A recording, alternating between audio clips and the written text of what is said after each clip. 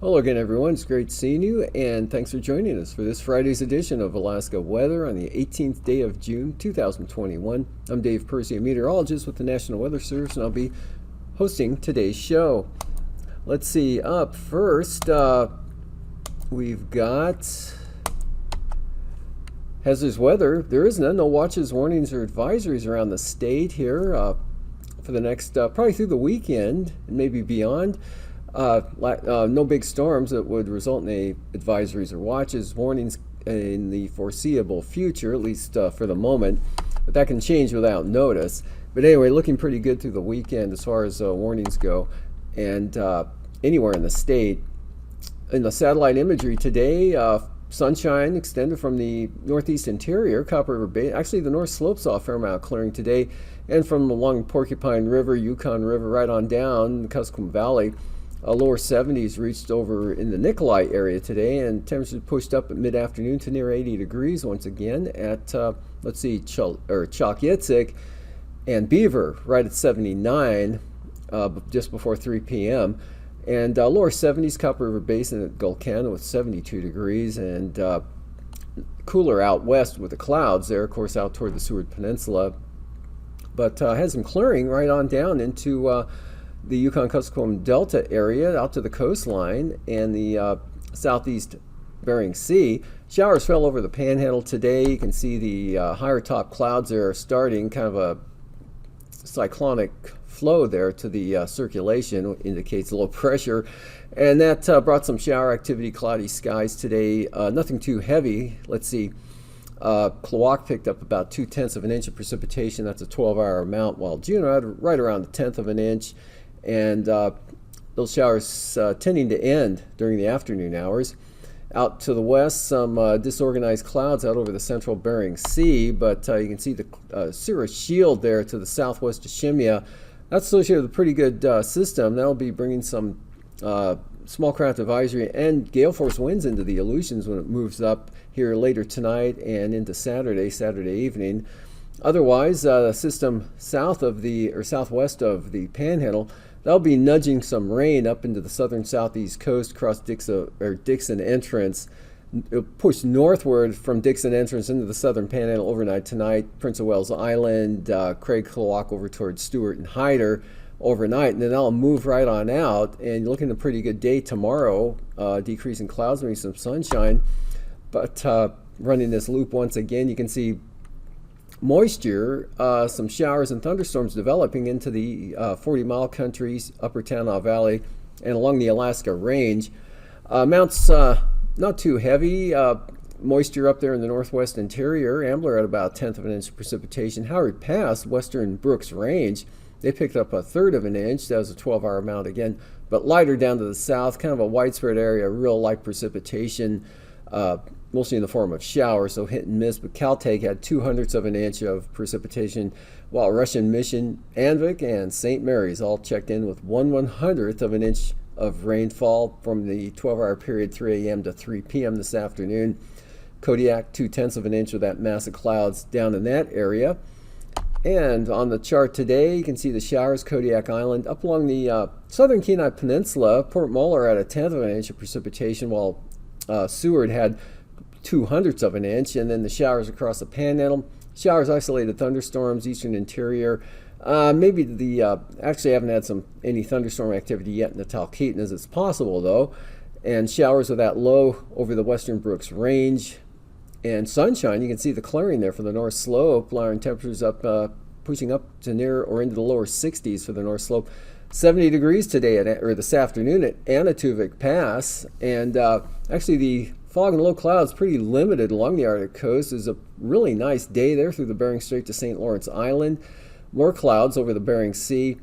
And then you notice the clearing skies there, Kuskokwim Bay down to the north side of the Alaska Peninsula.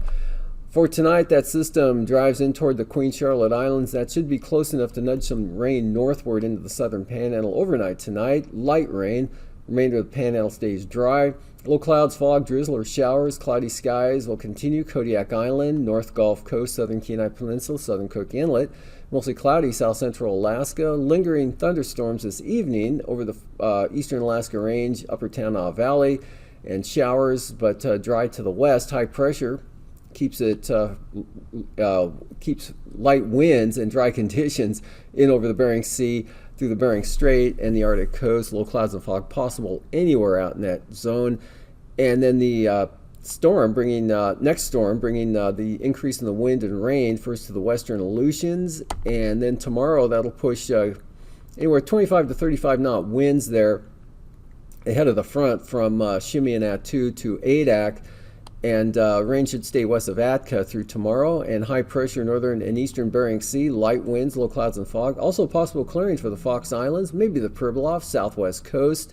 St. Lawrence Island could be a day much like today, dry for the Seward Peninsula, mostly sunny northwest interior, but the eastern interior, more showers and thunderstorms up into the Tanana Valley, and stays cool and damp. South central Alaska, drying out for the North Gulf Coast, and partly mostly sunny for the Panhandle. Increasing rain, Kodiak Island with that system to the south. And then on Sunday, that low pulls northward. The front washes out into a trough, but a fair amount of moisture with it. Will bring a pretty good shot of rain up to the North Gulf Coast and Prince William Sound to the north coast of the Panhandle in the afternoon. A ridge of high pressure keeps it dry over the central and southern southeast coast, with could be some clearing as well, but cloudy skies, low clouds, fog, IFR, Kodiak Island, showers and thunderstorms in the interior, especially in the afternoon hours, dry for the north slope, and maybe some sunshine along the Arctic coast, and light winds, eastern Bering Sea, dry conditions, and that front really weakens there as it pushes eastward across the central Aleutians. Rain ended at Adak in the afternoon, kind of a rainy day for Atka, but winds lighter, barely even reaching small craft advisories with that gradient, and rain chances increase for Nikolsky, but stays dry for Unalaska Island, Alaska Peninsula, Cold Bay, Nelson Lagoon, Falls Pass, King Cove, could see some sunshine, light winds, possible if you're lucky, a break for the, or some breaks for the Pribilof Islands. And looking at the lows for tonight, out over the Bering Sea, lower 40s, Pribilofs, Aleutians, mid-30s, St. Lawrence Island, western Seward Peninsula, 33 at Shishmaref, and 30 to 35 Arctic coast, mid-50s, eastern interior to the Tanana Valley, lower 50s to upper 40s, southern Alaska. And the Panhandle, temperatures pretty typical for this time of year, mid-40s to lower 50s for your overnight lows, upper 40s for the Alaska Peninsula, Bristol Bay, Kodiak Island area. And then moving on to the highs for tomorrow, still could crack 81 there at Fort Yukon or Chalk-Itzik, anywhere in the upper Tanana Valley. It looks like it'll be the warmest location in the state with lower 80s.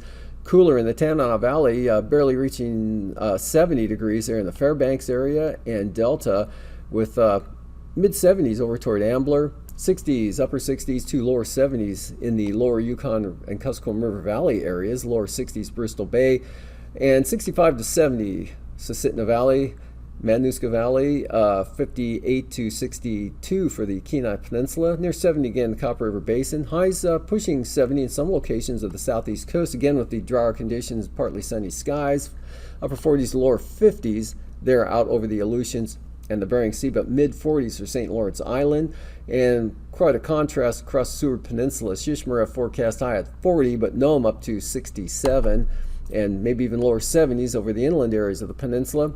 And the lows for the following morning, lower 50s for the interior, except higher elevations, of course, in the 40s, like the Copper River Basin, upper 40s, lower 50s, south central Alaska, mid to upper 40s for the Alaska Peninsula, lower 40s, the Bering Sea, including the Pribilofs, mid 30s again, St. Lawrence Island, and 50 to 55 for the Panhandle, and near freezing there, areas of the Arctic coast, followed by highs 70s, central, northeast interior, and 60s, mid to upper there for the southwest interior, but 50s along the coast. South central Alaska, Susitna Valley into the upper 60s. Otherwise, Kenai Peninsula up into northern Cook Inlet looks like 55 to 62. And upper 60s Copper River Basin. And 50s to mid 60s for the Panhandle, except a little warmer down south. And then for the Aleutians, not much change out there. Upper 40s to lower 50s. Mid 40s for your highs. And now, aviation weather around Alaska. First line weather graphic for Saturday morning. IFR right along the entire Arctic coast there. VFR for the North Slope into the interior, right on down to Kuskokwim Bay, Bristol Bay, and along the Alaska Range, but south of the mountains there and east of the range. Marginal VFR becomes IFR over the Talkeetnas, Coast Range there, eastern Kenai Peninsula, Portage Glacier, say into Whittier. And Cordova, possibly Valdez, and marginal for the Copper River Basin. IFR, Lynn Canal Glacier Bay to start, otherwise pretty good, mostly VFR for the remainder of the Panhandle. IFR east side of Kodiak Island, and from Atka westward, to Komodorski's IFR, Northern Bering Sea IFR, Pribilof's IFR. And for the afternoon, we're looking at, of course, the afternoon thunderstorms popping up in the eastern interior, central interior. Marginal VFR along the Alaska Range on down into the southwest mountains, Auckland, Buckland Mountains down there, and otherwise VFR. Areas of marginal VFR, southern Alaska, Bristol Bay, Cook Inlet, Copper River Basin, and IFR persisting there, western Prince William Sound, Passage Canal, possibly into the Portage area. And down the coast of the Kenai Peninsula, Barren Islands, east side of Kodiak Island, IFR, Bering Sea, easy one there, IFR, also for the Aleutians. And the Panhandle, marginal VFR, central and south coast, otherwise inside waters VFR, and no change for the Arctic coast and North Slope. No change on Sunday up that way either, IFR right along the coastline to start the day, and maybe some IFR around Kotzebue. And from Shishmaref on down around the Bering Strait, then it just blows into that solid IFR zone for the Bering Sea and the Aleutians. And IFR, Kodiak Island, up into Kamishak Bay. Again, southern eastern Kenai Peninsula into western Prince William Sound, Montague Island covered. And North Gulf Coast, or eastern North Gulf Coast, marginal for the Panhandle. And again, east and south of the Alaska Range, marginal VFR, some isolated IFR. And for the afternoon, VFR in the interior, no change for the Arctic coast, and not much change out in the Bering Sea and the Aleutians, although IFR fading away to marginal conditions there for the western Aleutians, Amchitka to Whittier, or to Shemya, and the Alaska Peninsula, marginal VFR, eastern slopes of the western Alaska Range looks VFR, northern Cook Inlet into the Susitna Valley, and northern Copper River Basin. Madanuska Valley could see a little marginal VFR. IFR still there, western Prince William Sound, southern Kenai Peninsula, marginal for the Panhandle. Passes Anatuvik and Adigan, both looking good tomorrow. VFR flying, either approach Lake Clark and Merrill. Occasionally, look for some occasional marginal VFR at some point in the day tomorrow throughout the entire day. And rainy as well, and the best chance would be on the eastern entrance of all three passes. Windy, VFR trending toward marginal, especially on the southern entrance with the building convection. Isabel, VFR trending toward marginal, possibly. Southern approach, Mintest, the same forecast. And Tanita, VFR to marginal VFR. Portage looks IFR for the next couple of days. And Chilkoot and White, marginal VFR. The start becomes VFR. And freezing levels there, we've got 8 to 10,000 feet over the northern interior, 6 to 8,000 feet, southern Alaska, 8,000 over the Panhandle, 4 to 10,000 feet there, or 8 to 10,000 along the Aleutians. Icing, mixed icing over the central southern interior, and to a lesser extent eastern Brooks Range. Another batch just moving up, just reaching Kodiak Island in the afternoon, and then icing with that frontal boundary out over the western Aleutians, pushing in toward Adak late in the afternoon. And the jet stream showing the upper level low out there associated with that area of icing, couple of them actually, one near the Komodorskis, another one just west of Adak, actually near Amchitka and Kiska. And then northwest flow, 60 to 70 knots there right across the Fox Islands. Another trough along the southwest coast. Southwest flow, 70 to 90 knots there, cutting into the Panhandle, catching southern Alaska. And at 9,000 feet, high pressure light winds over the interior, Gulf of Alaska, and the Panhandle. Light winds Kodiak Island, 40 to 45 knot winds with that western Aleutian storm coming in, 50 to 55 knots at 3,000 feet there. So that turbulence-wise, we're looking at the heaviest, or best chance of moderate chop out there. Western central Aleutians below about 6,000 feet, again gradually spreading toward as far east as. Welcome to another edition of Alaska Weather Facts. I'm meteorologist Dave Snyder, and joining us once again is our good friend Eric Stevens from GINA, the Geographic Information Network of Alaska. He is here and has been here many times to talk to us about weather satellites and how those can help Alaskans understand our weather, how we can do better detection, keep more people safe from things even like volcanic ash. But today, Eric, you're going to talk to us a little bit more about weather satellites and how that can keep Alaskans safe and protect our property from wildfire, right? That's right, Dave. Today's topic is where there's smoke, there's fire. And thanks for having us back again to Alaska Anytime. Weather. Well, weather satellites have a lot of different instruments on them. It turns out that the electromagnetic spectrum has a lot going on in it, and only one part of that is visible light, what we see. Right. Weather satellites, of course, report that. Today's topic is wildfires. Okay. There are some people who say that in Alaska in the summertime you don't have severe weather. These people are usually from Oklahoma or somewhere, and F5 tornadoes tend not to occur in Alaska. Right. People have also said what we do have in the summer. What is Alaska's severe summer weather can be hydrology, Right. flash flood and erosion in the mountains and things like that, and fires, wildfires. Absolutely. Those were here in 2004, certainly remember that. We've got an example here from 2014. Now it was a quiet season overall, but in May, down on the Kenai Peninsula, we had a wildfire on the Funny River, and this is a satellite image from a polar orbiter that went right over Alaska, and we can see the plume of smoke coming out of that fire on the Kenai, curling down. It's caught in the wind. Right. It goes down toward Kodiak Island, curves around. You can see it circulating around a low pressure system that's in the Gulf of Alaska. It was a beautiful picture. Oh my gosh. Except there was a fire. There's a fire there. The nice thing is with this satellite image, you can tell where the fire origin is, where Right. the smoke is coming from. And it's a color image. We're looking at the wavelength spectrum of about 0.4 to 0.7 micrometers or microns. That's what the human eye would see. If you were riding on the satellite and looked down, you could see this kind of an image. Right. So that's pretty nice.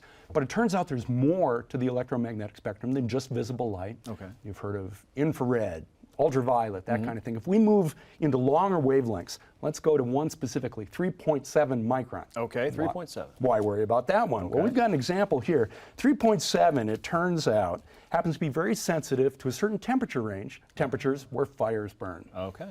And so we've got an example zoomed in a little more from that same Funny River fire down on the Kenai Peninsula, and we can see that you get up into a few hundred degrees Fahrenheit, Right. and that's where the colors are. We can see there on the Funny River fire to the west and to the east, almost a horseshoe shape there, is not only we're seeing where the fire is in a general sense, but specifically where it's the active fire That is where front. it's burning right now. And it's Amazing. 3.7 microns is the important temperature there. Okay. That's right. So this is really important to firefighters on the ground, people that are making plans and directing the firefighters on where they need to go and cut the trenches and keep people safe. You know it. If you want to fight that fire, you got to know where it is. Okay. You got to know the leading edge. We've also got a movie loop, nothing quite like animating it in time. Yeah. You can see the fire spreading out over time with a succession of film or a succession of images. Now this is one channel, 3.7 micron. You know, we looked at that color smoke image before. Right. And that's actually a red, a green, and a blue. That's how you get color imagery. What if you took 3 different wavelengths in the infrared? You went from like 2.2 micron, 1.5 micron, up to 3.7. You mix them together, you get this other kind of color image, which is even a better way to sharply bring out the details of where that leading edge of the fire is. Okay. You'll note, though, in the infrared, guess what? We don't see the smoke. That's too bad. And on these movie loops, you can see the clouds go by. These channels can't see through clouds. The lesson is there's no one perfect solution. You got to have the visible, you got to have some of that infrared single 3.7 channel, some of the infrared mixing to help get a different perspective.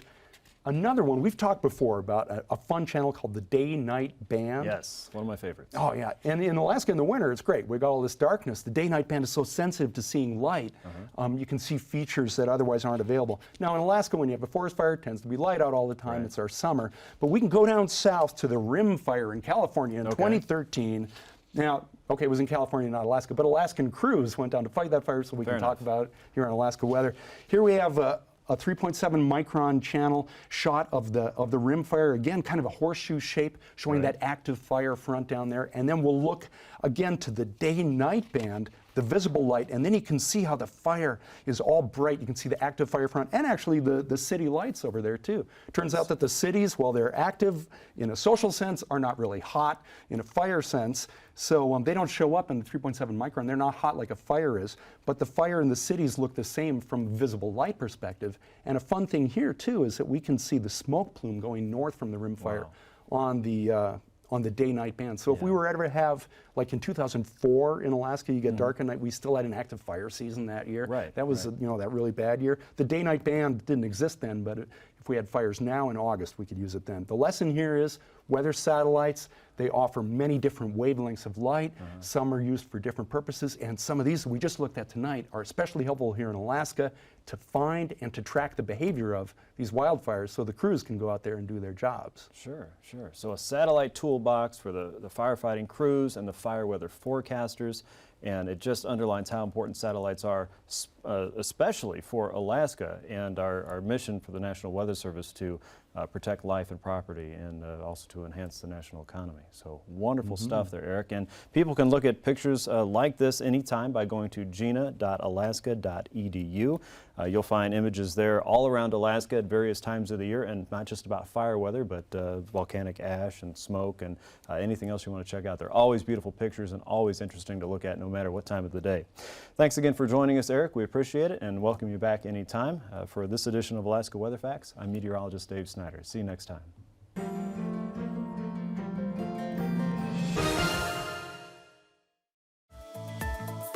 And now, marine weather around Alaska.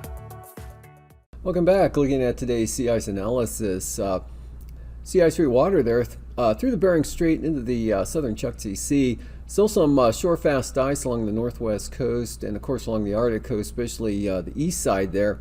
But where the rivers are draining out in those locations, it's starting to break it up a little bit. And so that'd be something to watch for around the rivers for the shore fast to start making some changes. Otherwise, coastal water forecast for the Panhandle tomorrow, we've got east to southeast winds 20 to 25 knots on the south coast, east 15 on the north coast, Lynn Canal, Glacier Bay, southerlies 15 knots. Real light winds on the central and southern inside waters, variable 5 to 10 knots with slight seas.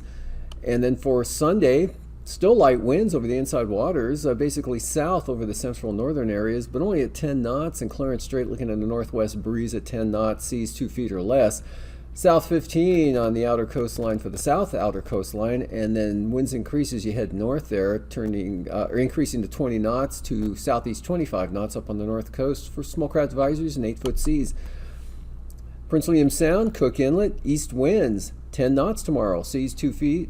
And North Gulf Coast, easterlies, 15 to 20 knots. And the Barren Islands, Kamishak Bay, looking at small craft advisories for east winds, sustained at 25 knots with 5 to 8-foot seas.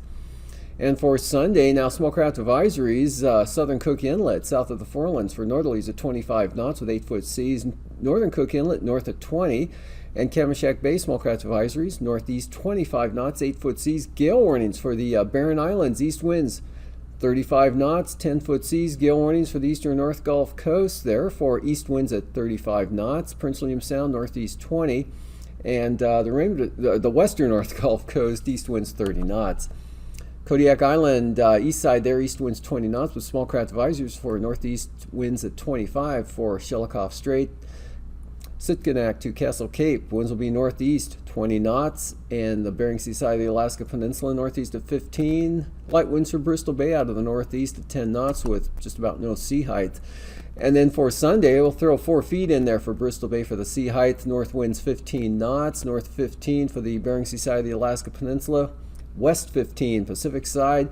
Small craft advisories for northwest winds 25 knots from, Castle Cape to Sitkinak, and now small craft advisories Kodiak Island and the surrounding areas, including Shelikof Strait. Winds will be north of 30 knots. On Alaska Island, northeast winds 15 knots. Umak Island, east of 15. Akanatka, small craft advisory, southeast 25. Amchitka Island, a little stronger, southeast 30. Gale warnings, western Aleutians, Kiskadeshimia, east winds 35 knots. And for Sunday, small craft advisories for the western Aleutians from Amchitka to Shimia, south winds 25 to 30 knots, east-southeast 25 to 38 Akanatka, Umak Island, easterlies at 25, on Alaska Island, easterlies 15 to 20. Southwest coast, variable north to northeast winds on the light side at 10 knots. St. Lawrence Island, light winds north at 10. St. Matthew Island, northeast 15. Pribilos, variable to south at 10 knots. Seasonally 1 foot. And then for Sunday, not much change. South winds at 10 knots for the Pribilofs, and along the coast we've got north to northwesterlies 10 to 15 knots. 15 knots out of the north for St. Lawrence Island. Northeast 15, St. Matthew Island. Up north along the Arctic coast, central and eastern coast, 10-knot winds from the northeast to northwest. Northeast 15 for the western Arctic coast, and from Cape Thompson to Wales, north winds 15 knots.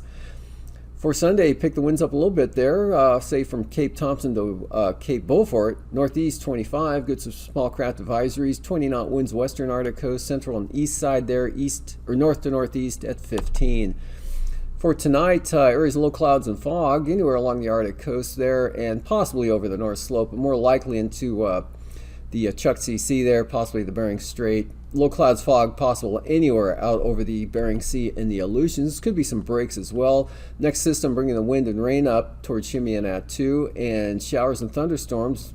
Thunderstorms lingering this evening in the eastern interior, and rain beginning to increase over the southern panhandle, but that system kicks off to the east. And it looks like a partly to mostly kind of day tomorrow for the southeast coast. Rain increases Kodiak Island with that next system. Showery, cool, southern Alaska. A few more showers there in the eastern interior areas, but mostly sunny to the west and northwest, to the western North Slope. That front really weakens in the Aleutians on Sunday, and cooler and damper even. These forecasts are for planning purposes only. Call 1-800-WX-BRIEF for a formal pre-flight briefing. Always file a flight plan before you go flying. The U.S. Coast Guard Auxiliary urges you to leave a float plan with a friend or the harbor master before you go boating.